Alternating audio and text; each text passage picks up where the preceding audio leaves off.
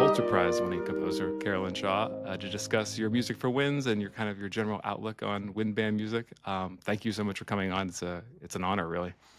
Oh, thanks for having me, Sean. Just to kind of jump right in, you're kind of renowned not just as a composer, but a vocalist, a violinist. I'm wondering if you could kind of tell us a little bit about how your compositional process has been influenced by that, but then also kind of as a two-parter, maybe how it continues to be influenced by your kind of music making kind of across the different mediums.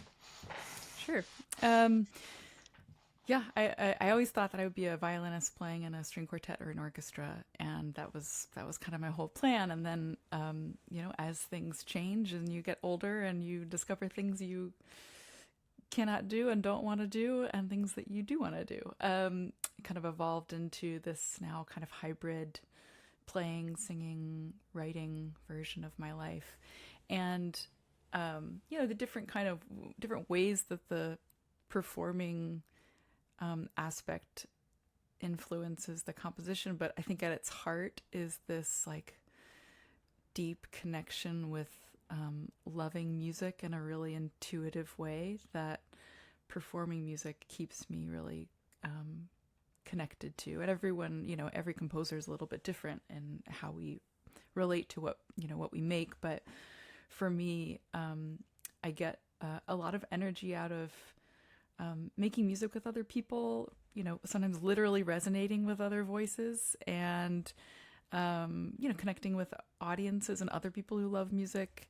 I find it always kind of challenging and inspiring, and helps me kind of keep all those opportunities to learn and grow flowing, so that I sort of don't get stuck in my same ways.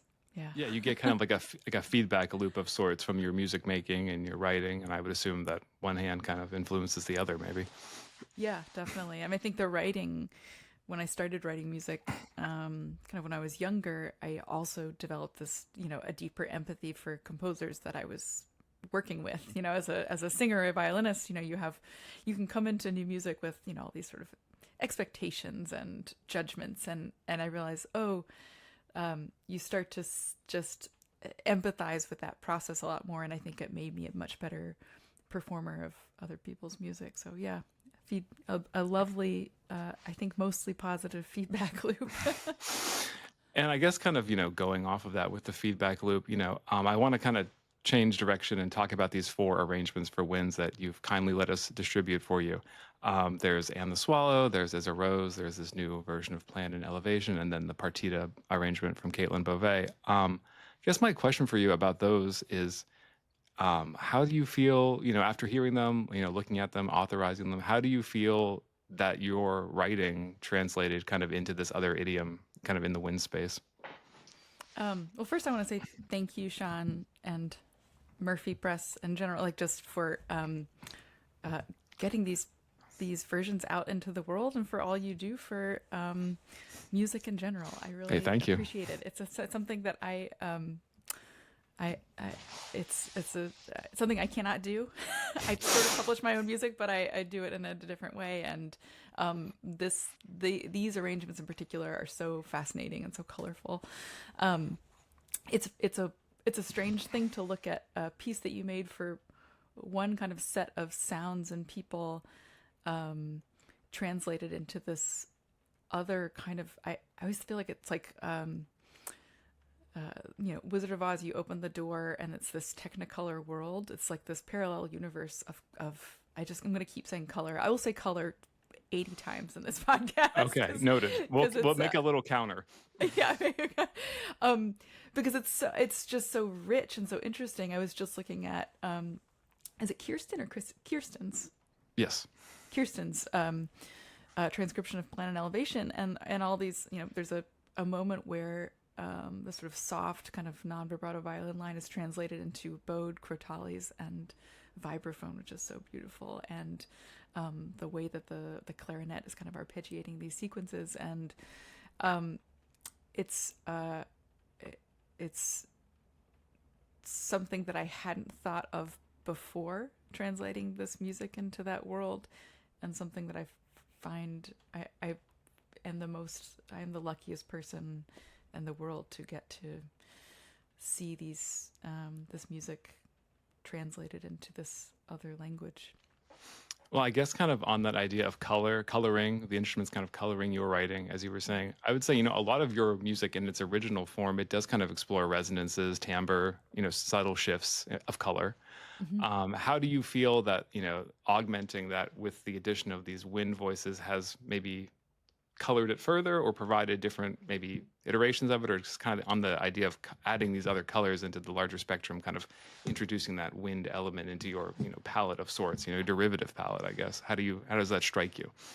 Yeah, it's I guess color is not the only thing. Like brush, it's like different kinds of brushes and textures of brushes, and that I want to say all these arrangers, transcribers are painters in a way in choosing their materials. And sometimes it feels like a cool mixed media. It's like, oh, I didn't realize this could translate into this entirely different object and texture. And sometimes it changes, or like the sound of the voicing of the chord changes depending on how it's orchestrated. I find that really interesting. There are things that are sometimes feel like it feels like an augmentation. Sometimes it feels like a kind of reinterpretation. Some things are obviously much larger, and some things actually feel kind of more intimate because of the context of going from this massive body of sound to sort of solo or duo. I my sort of, I guess, general broad approach to music as a musician, as a composer, is a delight that it's being made at all in any way, like a gratitude for that, and a delight and sense of wonder in how it can change and evolve. And it's also, for me, it's sort of my beginning of my window into the sort of the wind ensemble world, which is this parallel universe to things that I know as a string player in chamber music and orchestra.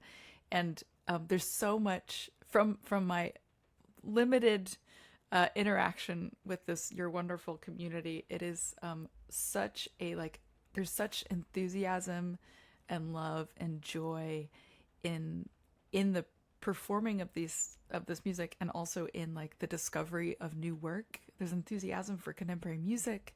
It's refreshing coming from some of the older classical music institutions that I kind of grew up in as a string player. I mean, we were talking about Plan and Elevation, which is this translation of a string quartet into this larger ensemble, but also the And the Swallow by Danielle. And Partita for Eight Voices, and also Is a Rose to some extent, but that's already kind of mixed. But I love seeing the translation of the vocal work into instrumentals. It's like taking, I think of the voice as this instrument that is so malleable and so colorful and so flexible, but there are also things that it, things that it can do and things that it can't do. So, yeah. Well, I guess kind of going off of that malleable nature that you've kind of identified with the voice, and even with maybe string instruments to an extent, we kind of hope that, conductors and performers alike, watch this show and kind of learn from it. I guess the question that for me is that, since I would say your music requires some sensitivity to like pacing, breath, and maybe texture, how would you suggest that maybe conductors or performers go about approaching these four arrangements in their preparation of performing it? Oh my God, Sean, I'm not an expert. This Well, is why I'm not a conductor. I think you're certainly an expert in your own interpretive desires. I would say, I always think of this. There's a time. This is going to be like a side story that is related to my answer. Maybe I'm using it as a substitute for my answer, but there was a time, maybe 10 years ago, where I was, maybe 15 years ago, I was performing Steve Reich's Music for 18 for the first time as a singer. And I knew the piece a little bit, but I'd never performed it before. I'd never seen the score. I kind of had no idea what I was getting into, and it felt complicated, and I didn't know what was going on. I remember this violinist coming in to coach the group, and she had been, I think, a violinist in Steve's original ensemble and some of the earlier recordings of it. And the thing that she said to us, which took me a moment to kind of receive properly, was that, hey, approach this piece with a sense of joy. It should be joyful. And I think that, as a young musician, we're trying to always do things correctly and properly, and we forget how to like enjoy it and to listen to the kind of broader scope and be a part of the larger thing rather than getting kind of myopically stuck in the one part that we have. So that's my broad, general, unhelpful response to your question in terms of advice to conductors and performers of this music is to don't worry what I think or how it should be done. Worry about what you want it to sound like. That's my approach to composition. I started writing music because, okay, what do I want to hear that I haven't heard before? And I think going for opening up I sort of these textures and colors with sort of subtlety and nuance, like a kind of appreciating the edges of sound. No, not necessarily taking everything so literally, but saying, hey, what if we changed it to this dynamic, or allow things to kind of breathe and grow as you work through the pieces, because all these transcribers have put incredible amounts of work, effort, incredible detail into these beautiful constructions, as I did when I wrote the pieces. But ultimately, the music lives through the person making it. And I always say, as a composer, I'm much more excited about someone making an intentional decision that they are excited about, that makes them feel the music more. That's more important to me than honoring exactly what I have in the score. Yeah. Well, I think it's refreshing to know that there are no improper interpretations of these arrangements, and I think that's kind of liberating, hopefully, to everyone listening. Okay, so I want to kind of zero in now on this plan and elevation transcription, because that's kind of the new kind of addition to your growing wind arrangement catalog that we're kind of focusing on today. And I know you wrote the piece when you were at Dumbarton Oaks, and you were kind of the resident composer there, and it's based on different scenes, different areas of the grounds. I'm wondering if you could just kind of go through the movements quickly, kind of recapping to us kind of how you translated the imagery into the music, and if you wish to speak to how then the music translated to winds, feel free. But kind of, if you kind of give us, just kind of go around the horn, so to speak, and kind of coach us through these movements and how you went about constructing them, that might be interesting. Oh, sure. It's been a while, so I will do my best. There will be a test afterwards. Okay. The subtitle for the piece is The Grounds of Dumbarton Oaks, and grounds kind of has a double meaning. The grounds, both the gardens that are there, but also this kind of idea of a ground base, in Baroque music, this kind of simple thing that everything is built upon. And another word about the title, plan and elevation, is a kind of architectural term. It's sort of this two-part way of representing a building, where you kind of see the top-down view of it, the typical sort of blueprint rectangles and squares, and then you have the kind of side view that gives you information about, thickness and detail and ornament. And that title also has a kind of two-part meaning, which is that this idea, you go into something, some project or plan, with a plan. You go into your life with a plan, and you think that it's designed one way, and you can see it from the top down. And then, the reality is that when you look at it from the side, the elevation sort of point of view, it can kind of be quite different, and you have this other perspective. And my time at Dumbarton Oaks, which was a kind of a full year living there, working there in the library and spending time in these beautiful gardens, I went in with one plan, and the reality was something kind of different. It was at times really beautiful, and at times really hard. And I think there's joy and beauty in this piece, but also kind of the sadness of, the good old loneliness of human existence, Sean. There's always a little existential crisis running under everything, but I feel like those things are kind of, you'll hear every movement kind of begins with this really the simplest line, and then things kind of grow out of it, almost like a garden. Let's start with the ellipse. The ellipse in the garden at Dumbarton Oaks is this it's this kind of oval, an oval of trees, and there's a little pathway. So I would kind of walk around this area, almost using it like a very analog treadmill, where you just kind of walk around and around and around. And I would do it for about an hour as kind of a meditation to like, figure out what am I actually doing today? That essential question. And I kind of like that the whole piece opens with almost the simplest bit of music. It's, some people say like, oh, it's like three blind mice. It's these three notes, three descending notes. There's nothing complicated about it, but it offers in the very beginning, what can we do with the simplest, most essential of ingredients? Anyway, and then the ellipse kind of grows from there. I'm looking at the transcription right now. I just feel so uncomfortable when I start to like, I think this is so much more masterful than I could ever come up with as a writer for wind ensemble, but we'll get to that later. I'm working on that. I promise I'll get better. But I like that it goes from kind of heavy, dense, thickly orchestrated things to the simplest. So a beautiful kind of contrasts in density, which is something that I think about a lot. But then we move on to the second movement, which is the cutting garden. This one starts with a simplest rising 4-note line. Again, what can you do with the simplest element?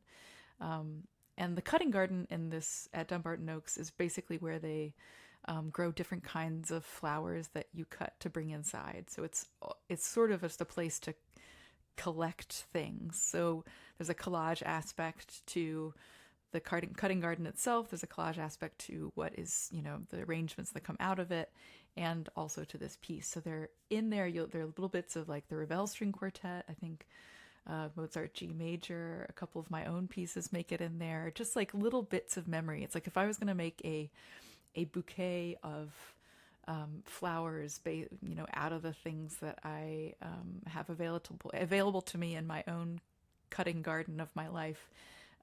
This is what that might be.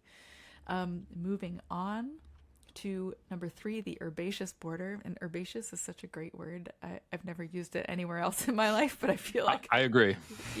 So herbaceous, man. It's so good.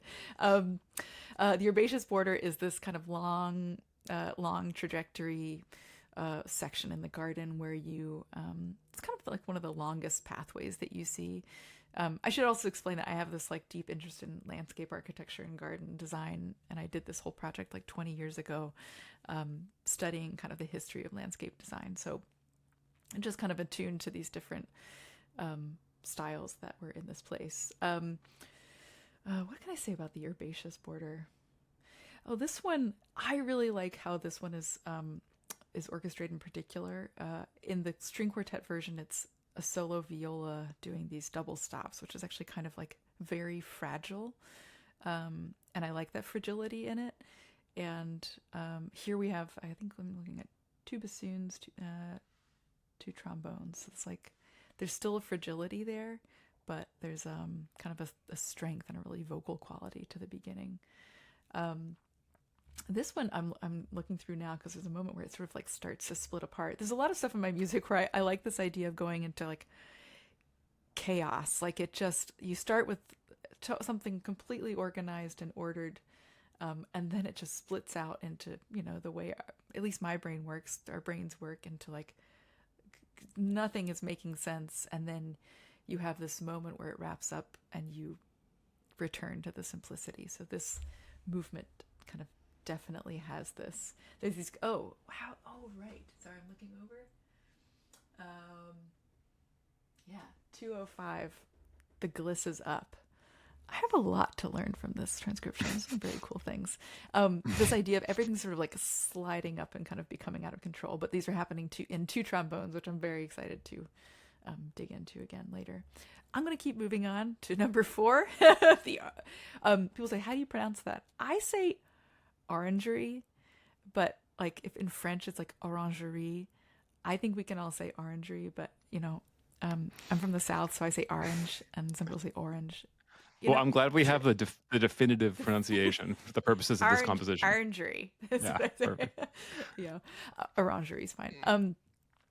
Oh yeah, this one has, it's cool because it's divided this what was originally a arpeggiated solo violin into 3 clarinets, which are this looks really hard. I'm gonna guess that it's hard to play this on clarinet, but we have like this sort of trading it off, which I think is really wise and cool. And there's some different kind of punctuated aspects in the bass clarinet.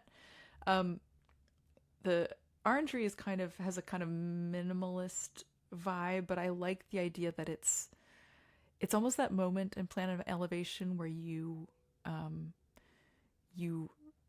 start to realize what you're actually after. It's almost like everything before that had this question of like, where am I going? What am I doing? What am I finding? How do I piece all these things together? And the orangery is like, oh, I think I know the path that I'm on. So it has this like perpetual motion towards something potentially ecstatic or a realization. Anyway, this feels like a turning point in the piece to me. With the trombones again. I love trombones.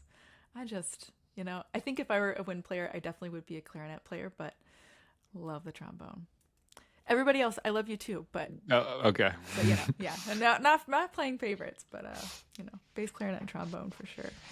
Oh yeah, and the vibraphone and the marimba at the end, sort of, and then so we go from number 4 in sort of attacca right into Beech Tree, which I'm glad Kirsten has this aleatoric notation, so it's really flexible. But I want the Beech Tree, which is the 5th movement, to feel like a deep sigh of arrival. Like, okay, I think I've begun working through the thing that I need to work through, and this is a moment of, I would say, kind of catharsis, and catharsis can mean different things for different people. Catharsis can be huge and massive and ecstatic. This is a kind of quiet catharsis that busts open, sort of like in Herbaceous Border. It kind of breaks apart into the chaos for a moment and then settles in. This one, I just, all I ask for from any performer is depth and sincerity and honesty and love. That's it. The Beech Tree, there's this beautiful large old tree in the garden that I don't know how old it is, at least 100 years old, and it has this very big grandmother kind of energy. If you've ever seen a real old beech tree, it's like, oh, this has lived through things that I have never seen. It will live beyond me. And so that's the Beech Tree. That is Planet Elevation. Well, thank you for that exhaustive kind of comprehensive analysis for us. I don't know. I was like, I don't ask the scale of how detailed we were going to get. So, better than better you than I describing it for sure. So kind of in preparation for this conversation, I did reach out to the arrangers of the 4 pieces and other people, and I'm like, well, I'm talking to Carolyn. Like, what should we ask her? And the consensus, everybody was like, well, my arrangements are fine, but when is she going to write a piece for a band? That has been the question that everyone wanted me to ask you. So I guess really to kind of like formalize the question, obviously you're very busy.